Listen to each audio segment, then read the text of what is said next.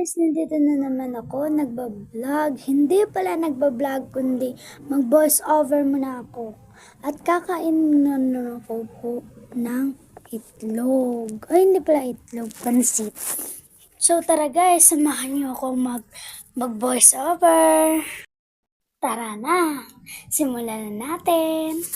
So yun guys, dito pala yung kapatid ko na si Audrey, nagsiselfone. At diba guys, nagsiselfone sila kahit dalawa sila ng pinsan ko. Diba? Ari sila ng cellphone guys. Yan pa sila.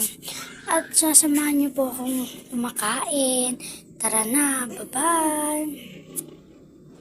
Naman ako. Ayan na lang natin. Karon sa guys, dito na lang muna tayo mag-makeup. Hindi naman ako mag-makeup kasi bawal pa ako. Hindi naman bawal. Pero okay lang naman guys, ayoko mag-makeup. Dito lang naman tayo. Dito ko ilagay yung camera. Tapos ganyan guys, nandito na naman ako. At dyan ko nakalagay yung camera at para akong baliw, nagsayaw na pa. At para akong aliw, hindi baliw, baliw pala. Ay, sorry. At hindi ko po alam. At tingnan mo ang babae, nagsayaw. Ah, para kang baliw tayo. Eh, hindi ako para sarili ko yan. At hindi ko yun nakarera daw. Eh, hindi. Parang, alam ko naman yan guys, pero hindi ko alam yung sound. Para kung okay guys, tignan mo, parang baliw. Nagtitiktok po. Para ako talagang baliw guys.